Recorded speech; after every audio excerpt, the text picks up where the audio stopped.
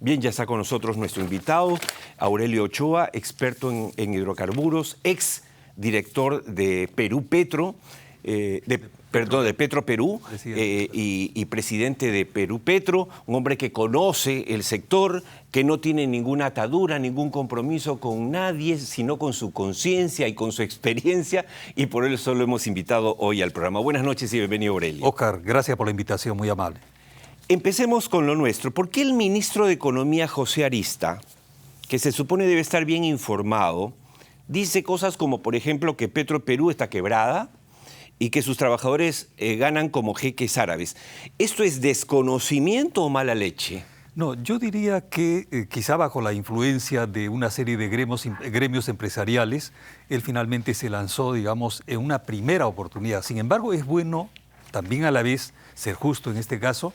La semana pasada, o sea, hace 4 días, ¿no?, el ministro salió y justamente después de estar presente en la refinería de Talanueva, por cierto, junto con el primer ministro. ¿Se corrigió? No, entonces allí hizo la declaración y se dio cuenta, porque ahí le explicaron las cifras reales de Petro Perú, no las ficticias, ¿no?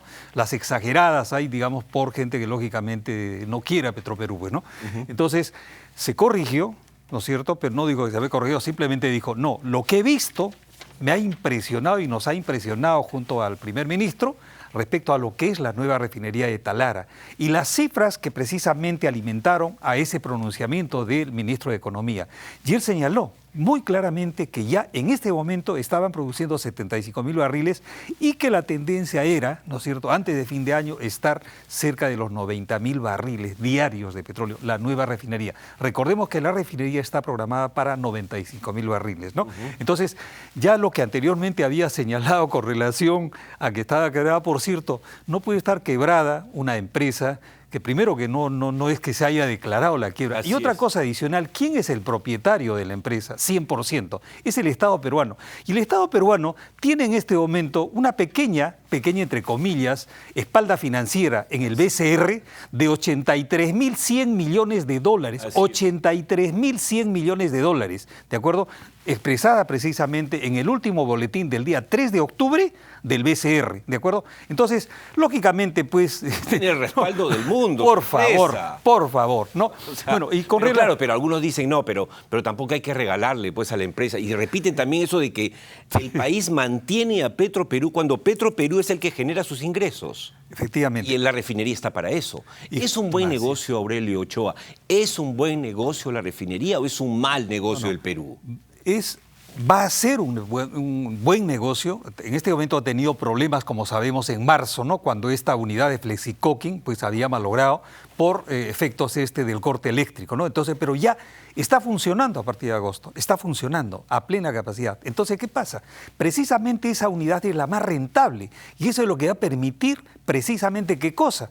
La recuperación de Petroperú. Y cuando eso vio el ministro, ¿no?, Arista, justamente, entonces se dio cuenta que efectivamente lo que, digamos, se estaba anunciando no era pues cierto. Entonces, concretamente, Petroperú por supuesto que es viable y lo que es más, tú has señalado el EBITDA justamente solo con la cuestión de los lotes.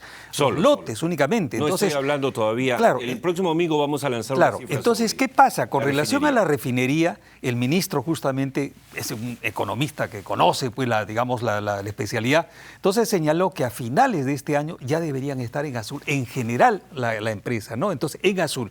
Estuvo en azul enero y febrero del año 2024. Eso es bueno también señalar.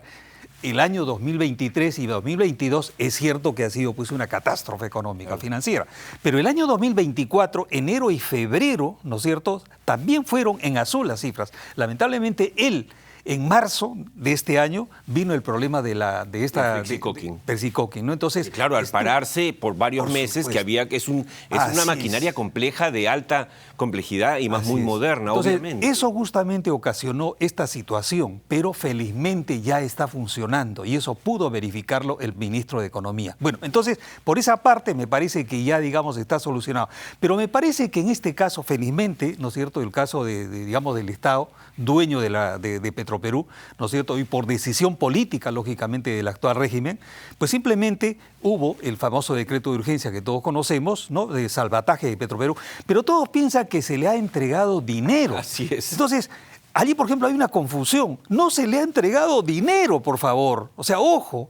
Lo que se le ha entregado, ¿qué cosa es? Simplemente la capitalización, en este caso, ¿no es cierto?, de 750 millones de dólares, esta línea de crédito de $1.000 millones por el Banco de la Nación, líneas de crédito, no se le está diciendo, oiga, ¿sabe qué? Pero líneas de crédito nada flexibles, no es como un crédito internacional que lo pagas a 30, 40 años, acá lo tienes que pagar en un corto plazo, ni siquiera es una gran ventaja. Así es. Lo que, digamos, ha salido en este caso de ese atolladero en que estaba Petroperú, entonces un salvataje, y hay que señalar, ¿quién es el que propuso o qué directorio propuso? El de Chira, Pedro Chira. O sea, todo lo que, digamos, se ha conseguido en este decreto de urgencia, a excepción del PMO... Al que crucificaron, junto a Oscar Vera. Lo efectivamente. Entonces, este es el único programa que creo los ha defendido o ha tratado de poner las cosas en su exacta... ser porque objetivo. Ellos no son, pues, castillistas, ¿no? Ellos llegan después del desastre de Castillo, es obviamente. Cierto, por supuesto. Del inefable Hugo Chávez, ¿no? Que compró su puesto en la avenida Arequipa, en una clínica. El gerente de finanzas, que han hecho destrozos. Así es, eso es cierto, nadie puede negar. Y esto, lógicamente, ha ocasionado una situación crítica en lo que es la parte económico-financiera. Eso ya sabemos. Entonces, ¿qué pasa? Ya felizmente ha habido este salvataje por parte del gobierno y es bueno destacar lo siguiente, Óscar, una cosa importante que poco se ha señalado. Fíjate, estuvo en 23%, ¿no es cierto?, la cuota de mercado. La cuota de mercado. Hace 25, estaba en 52, 53%. Sí, 53%. Okay. Entonces, ¿qué pasa? Bajó, lógicamente perdió mercado. Porque tuvo que salir del mercado. Y hay que explicarle a la gente, al salir del mercado para parar las máquinas de la refinería, obviamente sales del mercado. No es que lo pierdas, es que sales. Claro, sales del mercado y tienes que recuperar ahora que estás entrando nuevamente al mercado. ¿Y qué ha pasado? En estos 15, 16 días, cuando ya no estaba en funciones el directorio, ¿no es cierto?, que ha renunciado, se ha recuperado 5%. Hoy día está en 30% la cuota de mercado. 30% la cuota de mercado. Esa es la última cifra. Y eso lo sabe el MEF, justamente cuando lo veo. Claro, entonces, ¿qué pasa? Hay más buenas noticias. Es una buena noticia, definitivamente, ¿no? Ahora, la otra cosa es que ese decreto de urgencia no es que no tenga condiciones, o sea, se le pone, es muy taxativo. Por ejemplo, se le dice, el año 2024 vas a tener ahorros en lo que es tu gestión en 10%. Y el año 2025 vas a tener de 30%. En otras palabras, a diciembre del año 2025 debe haber reducido 40%. ¿De acuerdo? Entonces, eso lógicamente es una exigencia de este decreto de urgencia. No es de que digamos, oye, esto te voy a salvar sin entregarte. No, está condicionado. Y otra cosa, también está condicionado a la reestructuración de Petroperú. Y dentro de esa reestructuración es bueno señalar la parte de los lotes petroleros, que tú has al inicio respecto a lo del EBITDA, en este momento, ¿cómo está? Positivo, lógicamente, ¿no es cierto? ¿Por qué? Porque el costo de producción en Talara, y eso es bueno señalar, ¿qué cosa? Está entre 20 y 25 dólares el barril, incluidas las regalías. ¿Y cuánto Petroperú tiene que comprar? A 40, 40. No. Perdón, el precio internacional. $75. Claro, y 75. Que se va a 100, claro, a rato. Bueno, ahorita por lo menos está, pese a todos estos problemas, está 75, pero en cambio, 76. cuando tú refinas, el negocio es tuyo. Claro. Entonces, el negocio de los peruanos. Claro, entonces ese diferencial de alrededor de $50 va más hacia Petroperú. Claro. Ese es el tema. Claro. Y por ejemplo, el lote 1, esa es una cosa interesante para señalar, ¿no? Los otros son los 3 lotes que tiene, de los 3 ha mantenido la producción. Y en el lote 1 ha incrementado casi el 100%. Tenía una producción de 300 barriles y hoy día tiene de 500 barriles. O sea, eso es lo que ha hecho Petroperú. Y eso es lo que podría hacer y debería hacer con los lotes que están frente a la refinería. A comprar precisamente en este caso bueno, mejor dicho, que el costo de producción de ese barril de petróleo estaría alrededor de los 20, 25 dólares, ¿no es cierto?, en lugar de pagar los 75 dólares. Eso lógicamente va a fortalecer su economía. Exacto. Y ese es un tema pendiente, por ejemplo, en este caso, que un principio la Presidente había precisamente señalado que se le entregarían los lotes a Petroperú.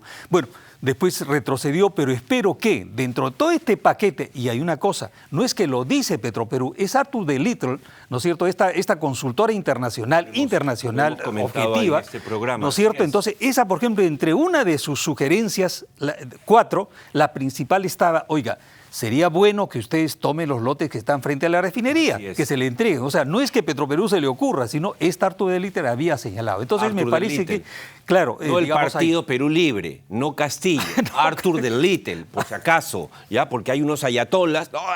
Arthur the Little, que es, ¿no es cierto?, una empresa tan reputada, dijo 4 cosas que hemos resumido acá, Aurelio. 1, operen los lotes, todos los que puedan.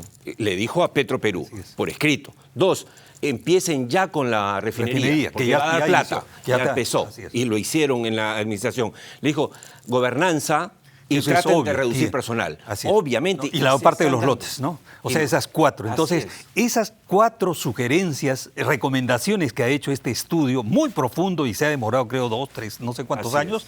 Entonces, precisamente llegaban a ello. Entonces, lo que faltaría en este caso, ya está funcionando la refinería de Talara, se supone que va a haber, digamos, la aplicación de la gobernanza, ¿no? Entonces, lo que faltaría es el tema de los lotes petroleros. Eso permitiría una más rápida recuperación económico-financiera de Petroperú. Bueno, ahora hemos tenido acá en el programa a Alejandro Narváez, ex presidente de Petroperú en el gobierno de Alejandro Toledo, cuando el mercado, además ellos tenían el 51% del mercado, según sus propias declaraciones. Lo que yo tengo entendido, Aurelio, es que él es el favorito de la presidenta Dina Boluarte para asumir, pero se ha hecho también una campaña de satanización, lo han buscado hasta su adolescencia, ¿no? Porque como no encontraron delitos, se fueron, vamos a la adolescencia, debe haber cometido algún error. Pero de allí en adelante el hombre es un catedrático, una persona reputada.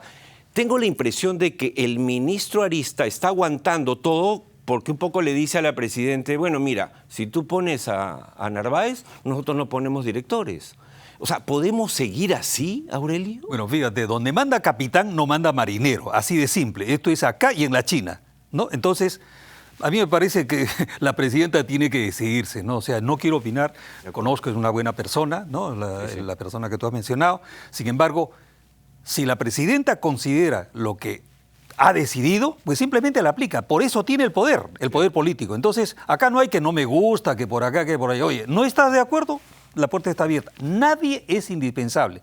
Yo quisiera en este caso, ¿no es cierto?, que el ministro Arista más bien continúe porque, digamos, después de lo que ha visitado, está plenamente convencido respecto a la recuperación de Petroperú. O sea, eso también hay que acotar, ¿no es cierto? O sea, ojalá se quede. O sea, no creo que lo que tú me has señalado de repente ha sido una primera etapa, pero al igual que como con Petroperú había señalado que la quiebra, etcétera, etcétera, a mí me parece que él ha cambiado ya de posición, lógicamente porque ha visto una realidad en Talara. Así que ojalá que se quede. Esperemos que así sea, esperemos que así sea. Aurelio, muchas gracias. Muchas gracias por la invitación.